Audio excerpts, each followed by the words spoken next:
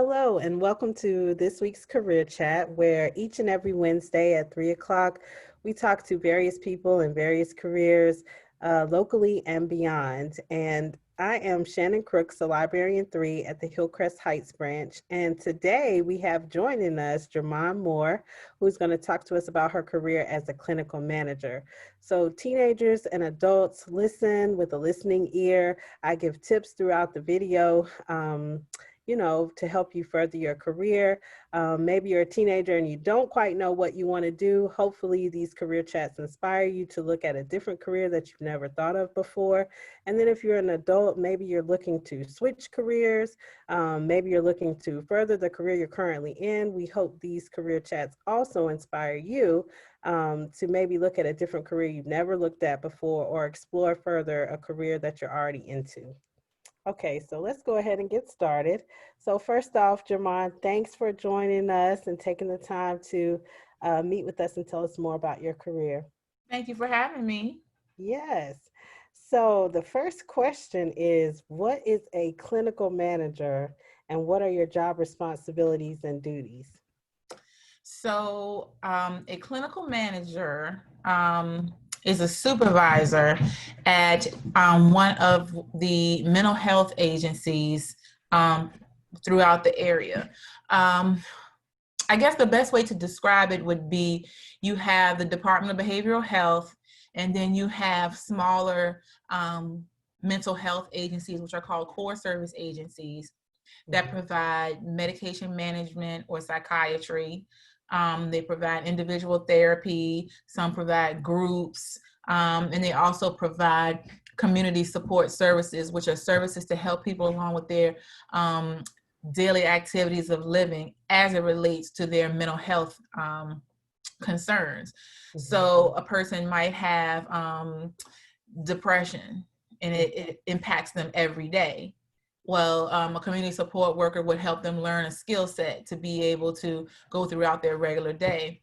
As a clinical manager, you have several people that you're supervising. So you could have 8, 10, 12, or,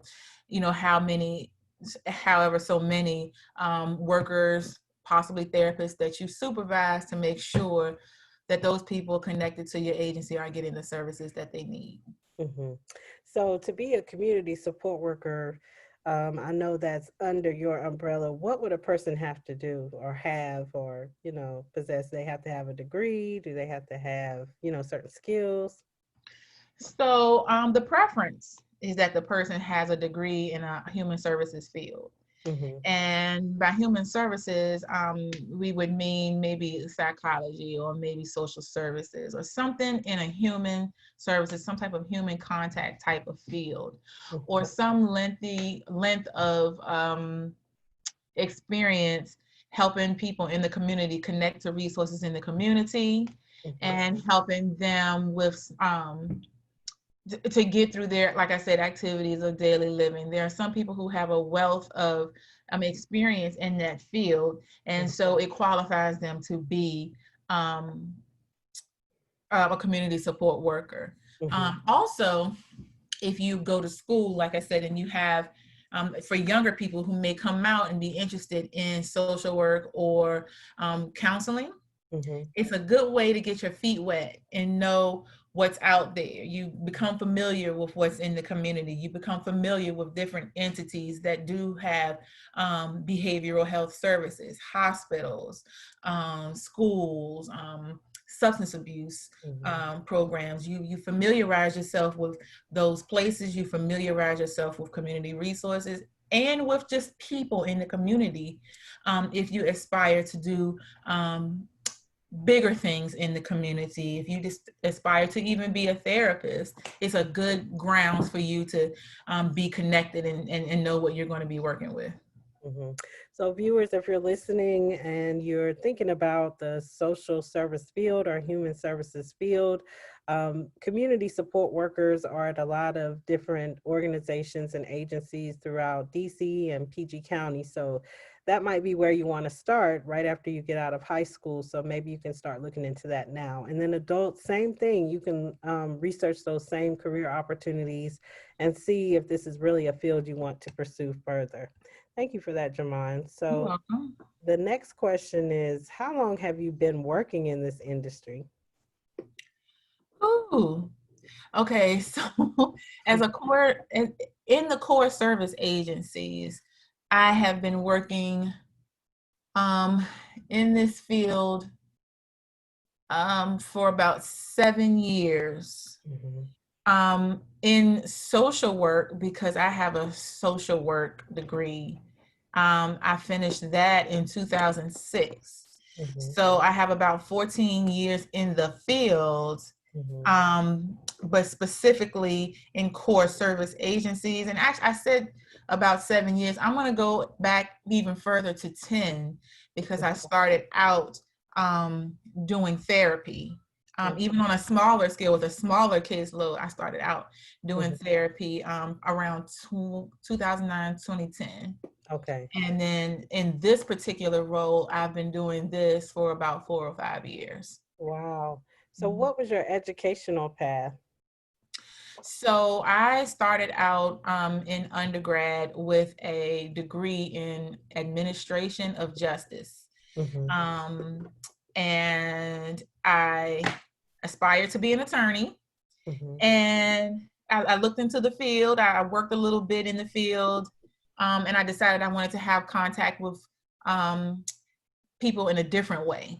mhm, And I went to school for social work, and it was in school for social work that I realized other opportunities. mhm, A lot of people think social work is child welfare and, um, for lack of better terms, taking babies, and that is not that is not the case. That is not all that social workers do. Social workers are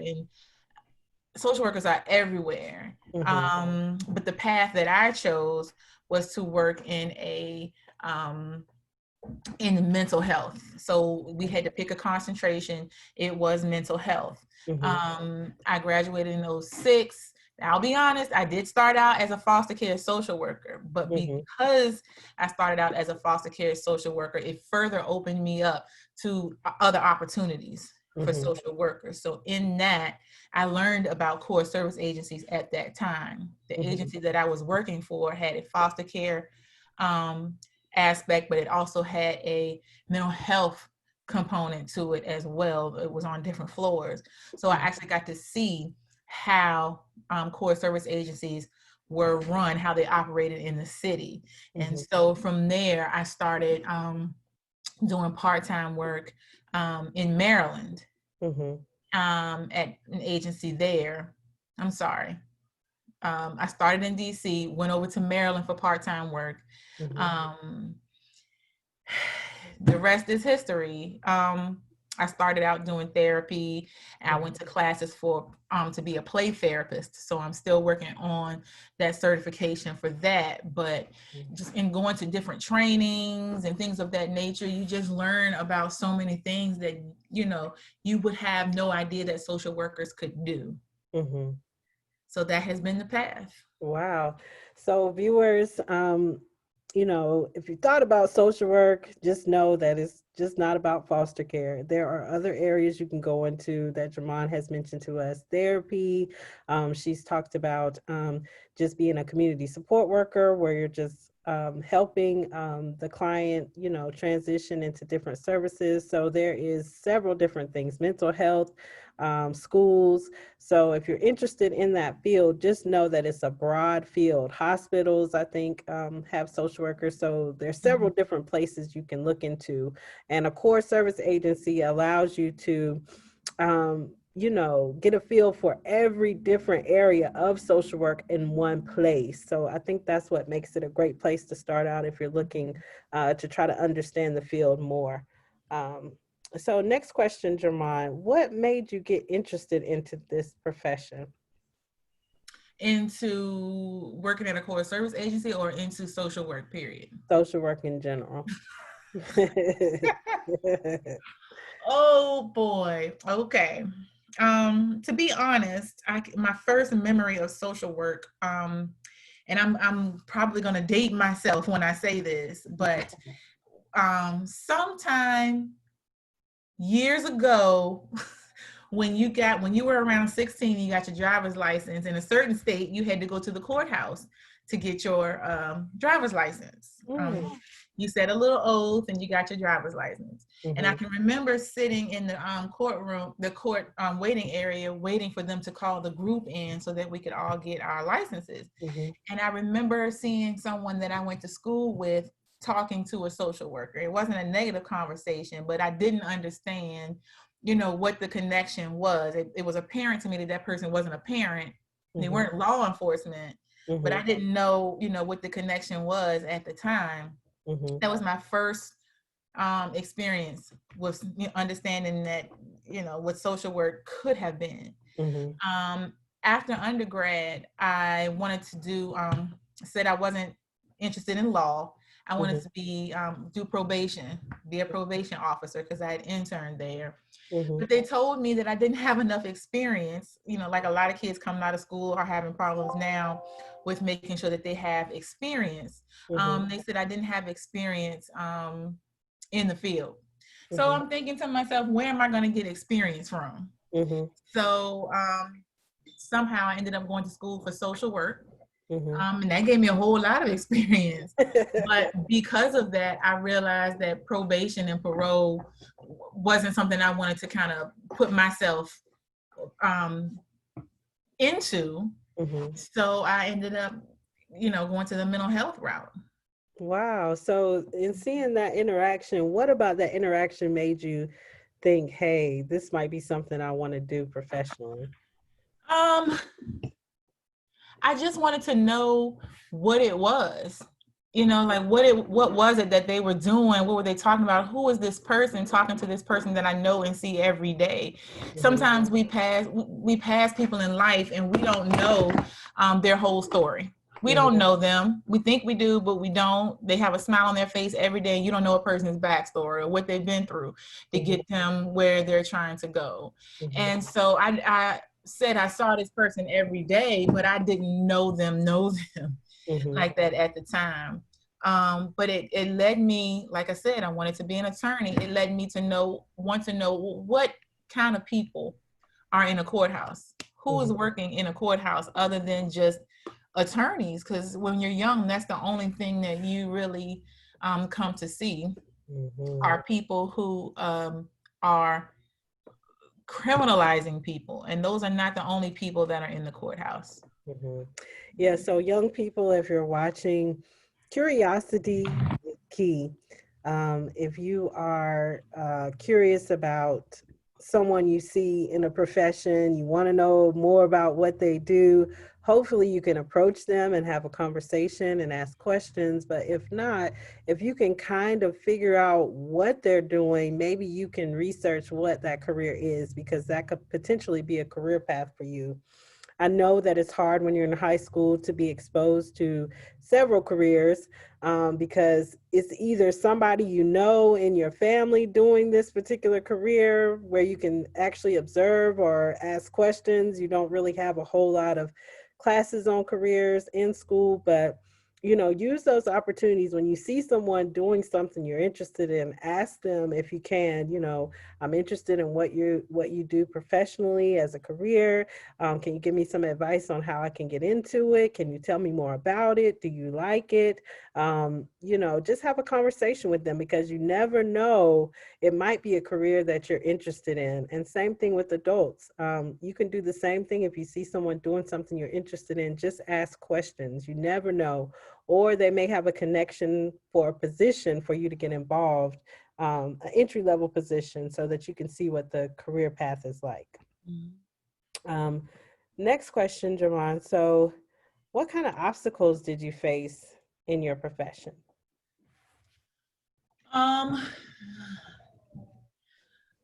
I think one of the biggest obstacles that I faced, um, hmm, the fact that in social work, you have to work with people unlike yourself is a big obstacle in and of itself. But as I was saying, that even if you are working with people like yourself, in a sense, is still an obstacle, because you still have to come to grips with who you are before you can help anybody.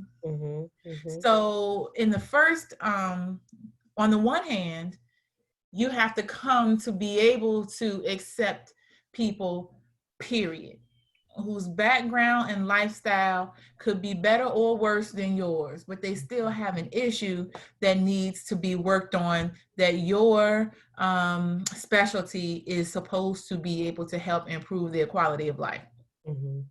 Wow.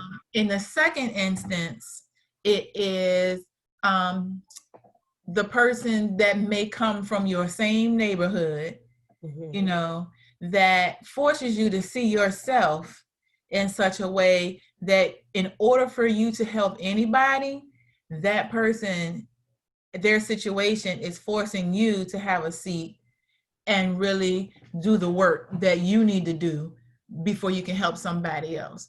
So either way, those things are obstacles to you being your best self and the best social worker you can be before you help someone else. So I think that just finding and coming across situations that I would never have come across before, but then having to come to grips with, is this something, how do I feel about this? And is this something that I need more work on so that I can affect and then be effective? Those things can be obstacles in my job. If you don't want to face your own issues, social work is probably not the field for you, because before you can help someone else, you have to be okay with who you are, good and bad. I'm glad you brought that point up. I think that can be applied to all professions. We have to do self-reflection when we're looking into any type of career to see if it's the right career fit for us. And so what we try to do on this show each week is to give you an inside scoop on what it's like to be in that profession. But what has been something that's common in each conversation is that people said that they really had to understand themselves and make sure that this was the right fit for them. Can I really handle doing this on a day-to-day basis? Because you'll be in this career the majority of the day, 8 hours a day, sometimes more than that, 5 days a week or more. So you really have to be committed to it. You really have to be dedicated to it. You have to really understand how you fit into it, how your personality fits into it. Every career is not for everyone. So self-reflection is key. So right now, high schoolers, as you go through your classes, maybe you're in math or science or English, whatever class it is, and you say, hey, this is just not for me. That's okay. There may be another subject that's for you, but some of these careers heavily involve some of those subjects. So right now is the time for you to reflect within the classes that you take.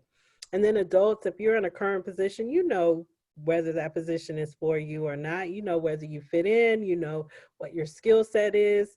I've said on each episode to write down your skill set, really think about your skill set, really evaluate what skills you're good at and see if you can apply those skills to another position or another career. And so that way you'll have an understanding if this is the right fit for you before you go further. Self-reflection is huge. So thank you for bringing that up, Jermaun. The next question is, what advice do you have for someone wanting to do what you do? I would definitely, if I was a student, I would definitely intern. I would definitely get with the department at my school that assists with internships. I definitely would intern, or I would, if I didn't have access to that, I would volunteer somewhere that interests me. And volunteering doesn't have to be your typical volunteer experience. you may be able to do some volunteer work. In my job, it's a little difficult because we have confidentiality laws. Mm. So everyone can't intern with every aspect of the job. Mm-hmm. But um, there are areas in social work, period, that you can intern at to be able to just get out there and see what's out there for yourself. Mm-hmm. So intern or volunteering may not necessarily mean I am passing out food, which so many people think when you say volunteer, that's what volunteer means. Mm-hmm. But it may be helping to put on groups for people, Mm. or participating in some type of groups where the community is able to bring other people in, Mm-hmm. where it's not completely confidential. Mm-hmm. Churches, Mm-hmm. hospitals. Mm-hmm. Really, you can, if anywhere that you can intern and volunteer, that you are helping someone else do something. Mm-hmm. Because the social work field is so vast Mm-hmm. and we are in so many places, there's really nothing that you can't do, that you can't tailor to being able to help the community so that you can prepare yourself for the field. As Mm-hmm. you stated before, social workers are in schools, Mm-hmm. and then they're in schools in different ways. Mm-hmm. They're in hospitals. Mm-hmm. Um, they help discharge people in hospitals. They do therapy sometimes in hospitals. They do crisis work Mm-hmm. in hospitals. Same thing in schools. They do a lot of work that when we were younger, our counselors used to do. Mm-hmm. Um, Social workers help on a broader scale with immigration, immigrants that we may be having, or people who have come from other countries, period, who need help acclimating into our society. Then you have social workers on the policy side Mm-hmm. who help write policies so that we can do the things that we do every day. And those people don't get seen or heard from very much. And you might not have hands-on direct work with your consumers and clients, Mm-hmm. but you definitely are doing some work. Mm-hmm. Um, don't believe that there aren't social workers that aren't out here helping get some of these things passed and run that we see on TV every day. It's not just politicians getting Mm-hmm. these things done. Social workers sit high and on major boards to get things done. Mm-hmm. Thank you So, for mentioning that, thank you. because I think some people just think, like you said earlier, it's only foster care, but it's not. It's so broad, and so Mhm, now with everything going on with the political race, some people are thinking, "Hey, I'm interested in that. I want to mhm, get involved more on the policy side." So you mhm, can be an advocate as a mhm, social worker. So if you are a political science major in college right now, you can use those skills, transfer those skills over to mhm, social work if that's something you want to do, and work towards policy work. mhm, But then again, if that's not something that you're interested in, there's all other sorts of avenues that Jermaun mentioned. There's schools, hospitals, other human service agencies. There's several different aspects that you can look into working on as a social worker. It's not just foster care. A lot of people start out in foster care because foster care can give you a good foundation, mhm. because it allows you to work with all those different entities that we've mentioned, but you don't have to start there if you don't want to. There's other areas you can go into.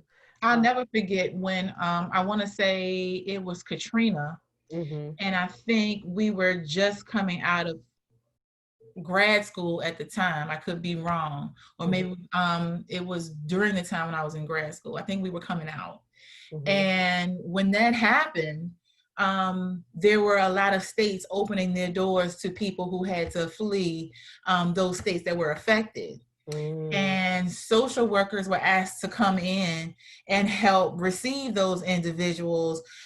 They were helping with crisis mhm, in the mental health. They were mhm, helping with placement as those people came to different states. They were mhm, helping to stabilize people. So, like, you're right, we're everywhere.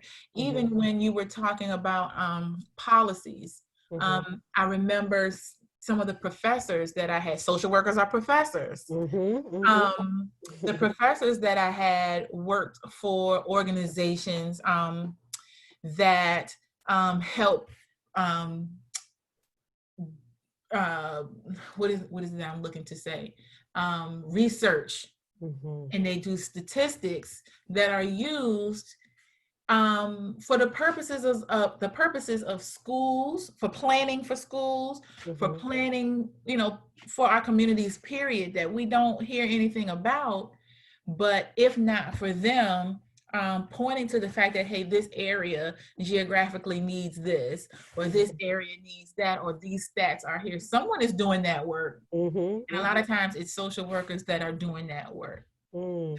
Thank you for that. Yeah, some people have a deep interest in research, and you wouldn't necessarily associate research with social workers, but it is a lot of research behind what social workers do. It's what they call evidence-based practice. So when social workers make decisions about things, or when they come up with a new way of working with clients, they have to look at evidence, which usually is gathered by another social worker who does the research, so that they can carry out whatever it is they're trying to do with the client. So yes, several different aspects of social work that people can consider.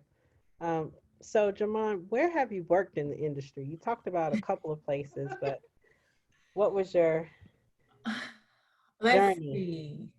I don't have to specifically name names, do I? No, this is the type Okay. of organization you work All for. right. So I think I stated when I started, I worked at a foster care agency. Okay. And I did that for a number of years with kids who had who had higher needs than you would normally assume that a child needs. So they needed more of a team around them for their adjustment. We said that they had more therapeutic needs. So I started out at an agency that dealt with children who had more therapeutic needs in foster families, to try to make sure that they were stable. So I wasn't Child Protective Services, but I was the ongoing worker. Okay. Very enlightening experience. I would not know anything about this, really, if I hadn't started there. Okay. While I was there, I started dabbling a little bit into therapy. And again, it was with younger people, with children. So while I was doing therapy, I realized that I needed more experience, more, as you said, evidence-based theories in helping children who had dealt with some pretty heavy trauma. And so that's when I started my classes for the play therapy. Okay. Through the Association for Play Therapy. So I've done therapy ever since that time for a couple of different agencies. I have been an assessment writer. So when people come in to say, I really need help, I'm feeling this way, and I still do this in my role as a clinical manager, I'm feeling this way, we sit down and do what's called a psychosocial or biopsychosocial summary of everything that's gone on in their life, so that when they start services, it'll be a starting point for them and the person who's going to actually do it to see, okay, here's our timeline, at what point did things start going left, so that we can kind of think about them in a different way so that we can move forward. I've worked, I've done some part-time home health agency work. Loved it. For the most part, those are people who are disabled or who are sick or elderly, who can't leave their homes without some type of assistance. So some of them may be bedridden, or some of them may use assistive devices, or some of them may just have some disabilities that don't allow them to be able to talk or communicate at all. I've been a case manager for an agency like that, wherein my job was to help them make sure that their quality of life was up to par, despite the fact that they may be unfortunately stuck in the house, or had these disabling concerns that didn't allow them to move as freely or be as free as you and I are in the community. I've worked at an insurance company for children who have special needs. Oh, okay. I worked there for a number of years, and that was definitely an eye-opener as well. Similar to my experience with the young person in the courthouse, I had no idea the number of health issues that we don't see as we go about living our lives. We don't see the whole other side of living, especially with children, different diagnoses, behavioral and physical issues. All of the jobs tug on your heartstrings, but I think they do. Those two jobs, the home health job and the one dealing with children who were really disabled, were really jobs that tug on your heartstrings. And of course, like I said, mental health, where I am now. So I believe I touched on them all. Wow, you've been doing a lot of different things. There's variety there. I've never heard of anyone working for an insurance company as a social worker. That's very interesting. So a lot of companies now, especially managed care companies that a lot of people who are watching this program have heard of, may not know that there are social workers and case managers at their insurance companies that can help them navigate their health care needs. So it may be someone out here who, even I'll give asthma as an example, who may have asthma but may not know or have familiarity with specialists who can help them outside of their primary care doctor. A lot of our insurance companies now have case managers who help remind them, hey, they tell them who these providers are, these specialists are, and then they can also help remind you of your appointment dates. Oh, okay. So that you're healthy consistently and not falling into some type of health crisis. I see. Wow. That's very interesting. So when a person, let's say they have their insurance, they need a social worker, do they just say that to their insurance provider, or is it automatic? Yeah, you can say that to your insurance company provider. I need a social worker or a case manager. I'm not sure. Every company is going to call it whatever they call it at their company. But I definitely, if I needed that, I would definitely ask for that. A lot of people don't know that that's an option. And a lot of people don't know the resources that they could be connected to if they have just in using a case manager or a social worker. Without a case manager or a social worker, a lot of the people that I was talking about who are disabled or elderly or have developmental issues or what have you, they wouldn't be able to have the supports in the home unless a lot of social workers or a social worker or case manager help them to put the aid in the home, help them to get the medical equipment that they need for the home, help to remind them, hey, you didn't see this doctor at all these last 6 months, and this is something you have to keep up with. Are you taking your medication? Do you have your inhaler? Things of that nature. So again, we do a lot. Yeah, I never even knew social workers did that. That's an awesome service that insurance providers are offering now. Well, they've probably been offering it for a long time, but a lot of people don't know. So thank you for sharing that with our viewers. Can you tell us a little bit about how COVID has changed the field of social work? It's hard. It's difficult. Because a lot of things are moving toward telehealth. So I really only can speak specifically to my job as far as how COVID-19 has changed it, because every company and agency does their thing differently, has their different ways of getting things done. But in my field now, in mental health, a lot of things have turned over to telehealth. Okay. So a lot of the appointments that you would normally go into the office for have to be done by how we're doing now, Zoom meetings. Everyone knows that Zoom has really taken off over the last couple of months, but Zoom, Google Meet, things of that nature. A lot of things are taking place in that way. So a lot of us are forced to work from home. Some of us still have to go into the office. Some of us are switching off days so that there are not a lot of people in the office at one time. It's not easy, because everybody is on a different level. When I mean everybody, I'm speaking on consumers. Consumers vary in age and ability and need. There are some people who need to have a person and see them face to face. There are some people who have no knowledge of what a Zoom meeting is and how to access it. You may have a person who's much older who could care less about a cell phone, and you're asking me to do what? Have my psychiatry appointment over the phone? So during this COVID-19 period, it's definitely challenging as we try to get consumers to kind of be able to understand the ways that we can assist them from the comfort, so to speak, of their own home. It's very convenient.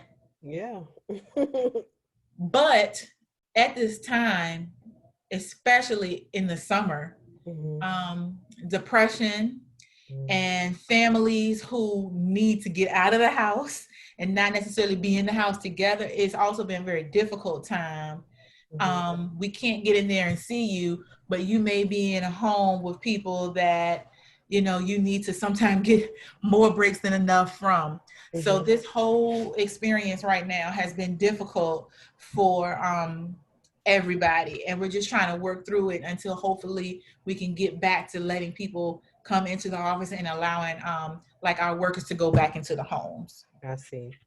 So viewers, technology is playing a huge part in everybody's life right now, especially in workforce development. So if you're an adult and you are not too computer savvy, now's the time to try to brush up on your computer skills, especially with the different platforms. I know Zoom is a big one right now just for meetings. So if you don't know how to use Zoom, maybe this is the time to try to learn how to use it, practice with it. You can, I believe, set up a free account. Google Meet is the same way. Set up an email account, anything you can do to learn about technology, because I think we're going to be sitting in this technology, this new way of life for a while with using technology. So we're going to have to get a little bit more comfortable. And then young people, I know you know a lot about platforms. Social media platforms is the way to go with young people today. So you're very familiar with it. I know a lot of you probably do Facebook Live or live streams on Instagram. I don't know the exact terminology for Instagram, but you know, you're familiar with this type of thing. So now's the time for you to continue to learn and build upon your skills with using technology. Try to keep using it as much as possible, because this is the way we are going. And if you want to be employed in one of these various careers, you're probably going to be using it on a day-to-day basis. So next question, Jermaun, is what are some key skills that young people and adults should think about acquiring that would apply to all career fields, not just social work, but all fields? Key skills off the top of my head, communication. Communication skills. Whether you are introverted person and you like to be by yourself, or whether you're an extroverted person and you like to be around people, you have to have communication skills. And communication skills does not just mean I can talk to you and I'm clear in what I say. Communication also has to do with how you say what you say, how your message is delivered and received. Because that can be two different things. How it's delivered and how it is received can be two different things. So you want to have your point made. Okay. But I would say communication skills, not only verbally, Mm-hmm. but also in writing. Mm. And a lot of us have a tendency to write how we talk. Thank you for bringing that up. Yes. And it's very easy to do. Mm-hmm. But what we have to understand is when you get into the workforce, Mm-hmm. your writing is not staying with just you. Someone else is going to read it. You don't know where it's going to land. 9 times out of 10, you are going to sign it. Mm-hmm. You have to make sure that what you're writing makes sense to you, Mm-hmm. makes sense to the reader, and you have to remember that whatever you're putting on paper about a person, place, or thing is going to stay there forever. Mm-hmm. Mm-hmm. So you have to be cautious with what you verbally say and what you put in writing, Mm-hmm. as well as clear in your intent and Mm-hmm. as it pertains to your delivery. Mm-hmm. So I think that's the biggest skill, Mm-hmm. period. That especially for social work, but I suppose any field that Mm-hmm. you go into, if communication is key. Mm-hmm. Yeah. So I would say that. Okay. So writing skills, I don't think we've touched on that quite the way you touched on it, but it's very true. A lot of us write emails the way that we talk, and sometimes they can be perceived the wrong way. Sometimes tone. I don't know, viewers, if you know, when you write an email, there's a tone to the words that you use.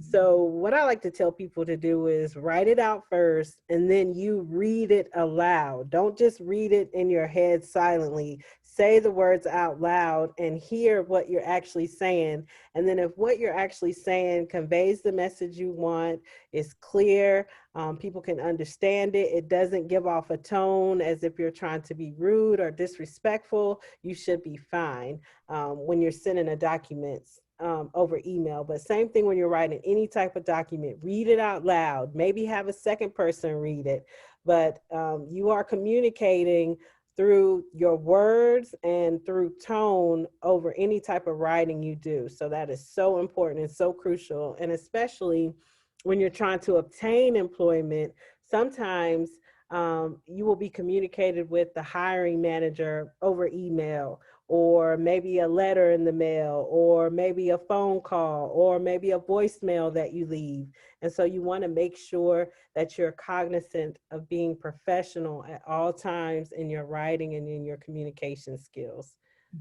Thank you so much for that, Jermaun. That hasn't been brought up on our show yet, so I do appreciate that, and I'm pretty sure our viewers do too.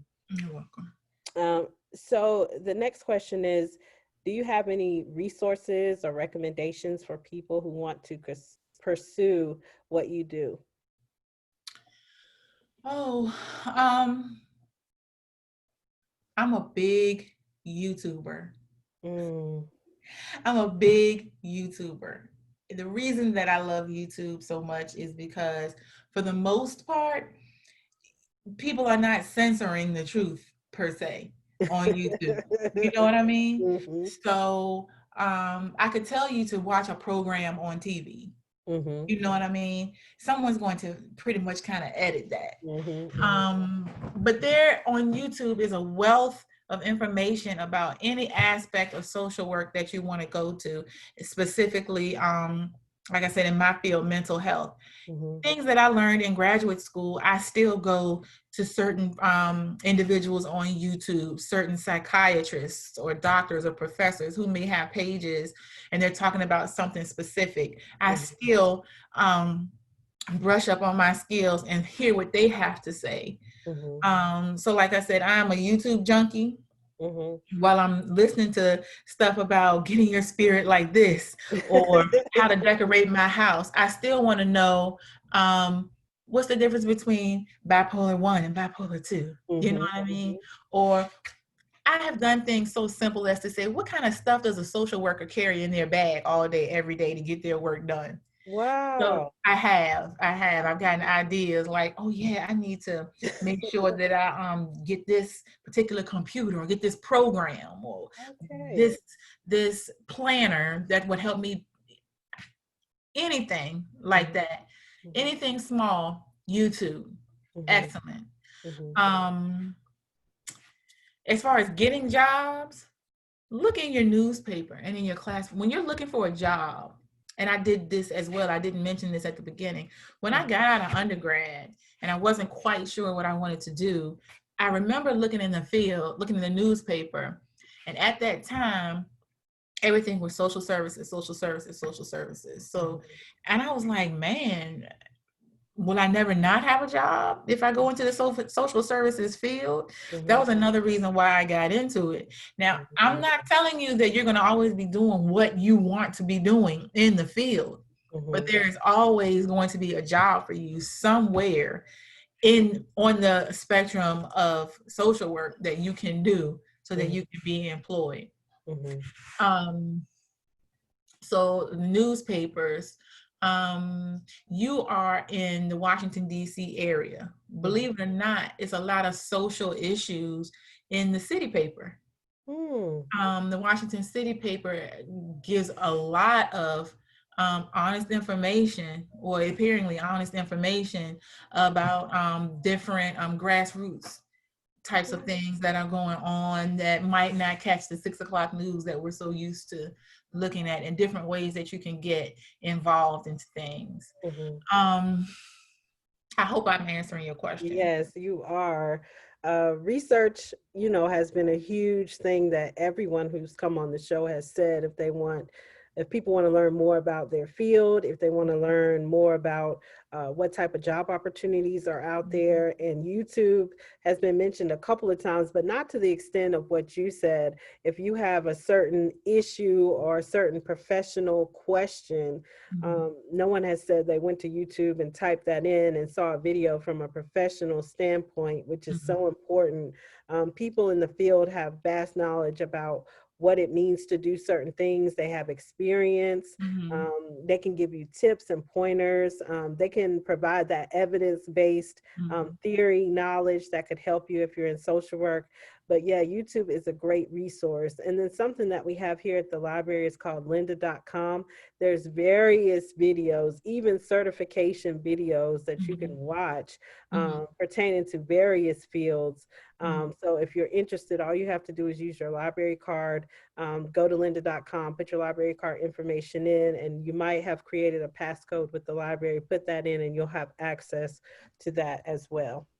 So Even yeah. people who are, um, I don't want to call them junkies, but social media junkies, Hmm. these platforms such as Facebook, Instagram, Twitter have groups for people Hmm. aspiring to do certain things. I won't name the groups here, but if you're interested in something, type in social work. Be specific about what you're interested in, and all types of groups will pop up Hmm. related to what you're interested in, or speakers or what have you will pop up related to the fact that you're not in the field yet or Hmm. any field yet, and you want to be. It'll show you how to get there or connect you with people who are already in the field, or just give you some insight. So, I Hmm. mean, it's at your fingertips, really. Yes, we've talked about the Facebook groups, which I think are really awesome. There's even groups for different hobbies. So, if there's hobbies you're into that could turn into a profession, you could be a part of those Facebook groups as well. And Jermaun is right. The professionals that are in that particular field, in that group, a lot of times they will type in, hey, this is a situation I came across today. This is how I handled it. What is your feedback? Or this is a dilemma I have. I have a question about something. Can you provide your professional support or your professional knowledge so that I can solve this problem? And so I wish that would have been available to me while I was in school for my program for social workers. I am a social worker too, or I used to be. I'm doing something different now, but back in the day, that would have helped me kind of hear all the different situations that's going on, and then go back to class and say, hey, this person had this issue, let's talk about it. But I Mhm. didn't have that. But now students today, you have that. And even if you're in high school, you can try to join these groups now as a high school student. Yeah. So you can see what it is that people are actually doing in the field. And people are very brutally honest about Mhm. what they're dealing with. Mhm. They have a trust because it's in a group setting with the people or the members of the Mhm. group. A lot of times they agree to be respectful of everyone in the group, and they agree to allow people to ask questions, to give feedback. So it's a great place to start if you're interested in any field. 9 times out of 10, there's a Facebook group connected with that field Mhm. that will support you. And then you can also network in those groups as well. Exactly. Mhm. Hmm. Okay, so last question, Jermaun. When you first started in your training and education, where did you think you would be? At what point in my education and training? Like when you were in school to be a social worker, you got to the end or throughout the process, where, like, was there a particular, I know you said mental health was your concentration, but was that the ultimate? Did you want to be in mental health ultimately? When I started school for social work, I just wanted to get enough experience um, being around and helping people so that I could be a probation officer or a parole officer. Okay. That was the premise for me going in, period, so that I could get enough training to be able to do that. Mm-hmm. But like I said, once I got into school, um, I learned about different things that you could do in social work. Mm-hmm. Um, and if I'm not mistaken, we learned about mental health. We Mm-hmm. learned about geriatrics, that's helping older people. Mm-hmm. We learned about social work on a larger scale, what they call it macro. Mm-hmm. So running companies or running nonprofits. Mm-hmm. So we learned about that.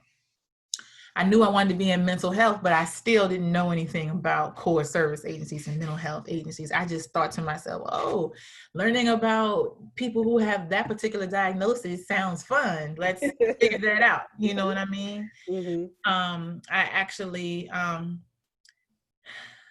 it was time to pick internships. Mm-hmm. And I have always had a fascination with um, I don't want to name inside the diagnoses, but Okay. I've always had a passion for forensics. I'll say that. I've Okay. always had a passion for forensics and trying to understand why criminals think the way that they do. Mm-hmm. And so I found out about a certain place that I could intern at. Mm-hmm. And everyone was like, "No, I don't want to intern over there." And I said, and I'm the daredevil, so I was like, "Yeah, I want to go over there." I ended up over at that particular place. Mm-hmm. And it's an experience that I would not change at all, and if I could have worked over there in time, I probably would have. Mm-hmm. But I interned there, and it's been mental health for me as a goal ever since. Wow. Get out of school, you kind of take what you can in order for you to make sure you can live. Mm-hmm. I Mm-hmm. didn't know that foster care was going to give me all of the experience that I got. I just know I needed to get out, and that the student loan people were going to be coming knocking soon.